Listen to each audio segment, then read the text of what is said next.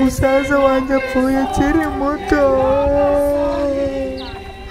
musaza wanjye apfuye akiri muto, musaza wanjye yangiraga inama nziza kandi zubaka, musaza wanjye nagukundaga, musaza wanjye kuki unsize, musaza wanjye wangiraga inama, ibyo wambwiraga nabikurikizaga, ubwo wapfaga urangije kaminuza, urangije University y'u Rwanda urimo ukora stage, ubwo wapfuye wishwe na kanseri, ubwo wapfuye kanseri yari ikwishe,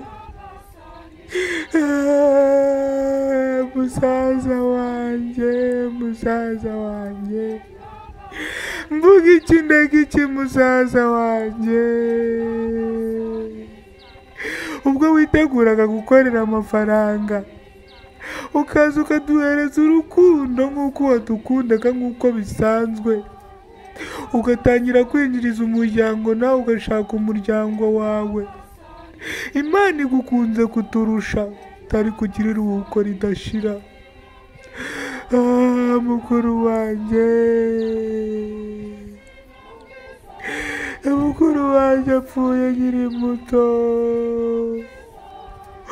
mukuru wanjye apfuye akiri muto, umuntu utaramfashije gushyingura mukuru wanjye sinzamubona ndimo ndarya mayonezi na marigarine, sinzamubone narongoye cyangwa nakoresheje umunsi mukuru, sinzamubone nakoresheje ikirori runaka, umuntu utaje kunkinguza ngo nkingure musaza wanjye bwitwa ngo uri inshuti yanjye, nta bushuti bukurimo, ntabwo nkukunda, ntabwo nkukunda. Bantu muri hano ku Kiriyo mwese, ndabashimira kuba mwaje kumfasha gushyingura urupfu rwa mukuru wanjye nk'uko yitabye Imana tariki nk'izi ngizi. Mfite n'agahinda ko kubitangaza cyangwa kubivuga. Bantu muri hano mu Kiriyo, Imana ibarinde, Imana ibahe ubuzima muzira umuze, Imana ikomeze ibarinde kandi ibarindire n'imiryango yanyu. Nanjye nzabatabara nk'uko namwe muntabaye, urukundo muri kunyereka nanjye nzarubereka. Ariko ngo buriya ngo abantu bakunda umupfu, kumupfa araryoha. Musaza wanjye ngiye kuva hano ku Kiriyo ngende mukarabe. Oh my God, oh my God, oh my God, oh my God, oh my God.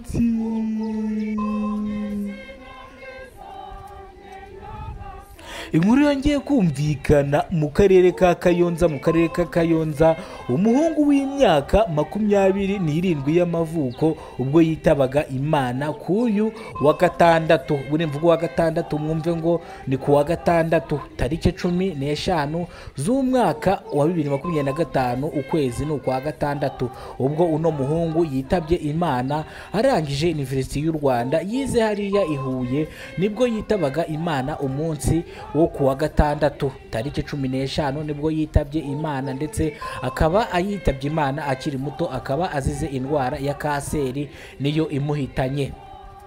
Ubwo yavuzwaga bikomeye, ndetse abaganga bakamusezeranya yuko nta gihe kinini amaze, ariko ntago babibwiraga we gusa, babibwiraga umuryango we ko iyo umuntu arwaye kanseri nta gihe kinini aba kimaze ku isi, koko kanseri ushobora kuyimarana imyaka 5 cyangwa imyaka 10, ujya kubona ukabona irakwishe.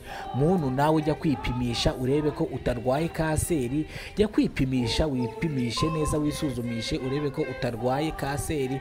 Iri itangazo rya Minisiteri y'Ubuzima ikomeza gushishikariza abantu kujya kwipimisha kugira ngo bamenye ko nimba nta ndwara n'imwe barwaye, kugira ngo bamenye ko umubiri wabo umeze neza kandi ukora neza. Uyu musore rero witabye Imana tariki 15 ubwo yari arangije stage agiye gutangira akazi. Yari yarize ubwarimu muri University y'u Rwanda hariya Huye nk'ahazwi ugana Itumba, umanuka ujya Tumba ugeze hariya muri Rope, utarajya muri Rope niho University y'u Rwanda iri, niho uno mwana yarashoje kwiga. Urumva ko apfuye akiri muto. Uyu mwana rero Imana imuhe iruhuko ridashira kandi umuryango we tuwufashe ku mugongo. Wihangane pole sana, bibaho mu buzima. Nk'ubu buzima umuntu aba agomba gupfa cyangwa agakira, muri rusange twese tuzapfa, ariko uyu we agiye akiri mutonya kandi Imana imuhe imigisha imihezagire. Abantu mwese mwaje hano gushyingura, Imana ibarinde kandi ibagende imbere. Nkanjye nka Kidasamura nanjye nagiye gufasha uno muryango, nkufata mu mugongo, mfasha gushyingura umuvandimwe wanjye. Uyu muhungu twariganye kera, niyo mpamvu nagiye kumushyingura. Avuga ngo reka nkore inkuru yuko umuhungu twiganye mu wa 3 primaire yitabye Imana. Bantu banyeshuri mwese muzi ko twiganye nawe, mumenye yuko yitabye Imana. Yanze ko mvuga amazina ye, ariko namwe ubwo mwamumenye niwe nivuna. Yararangije University y'u Rwanda i Huye. Nibwo iki gicamunsi kuwa 3 nibwo yitabye Imana. Gusa ntibamenye ko yapfuye, bamushyinguye kuwa 6, yashyinguwe kuwa 6 no ku cyumweru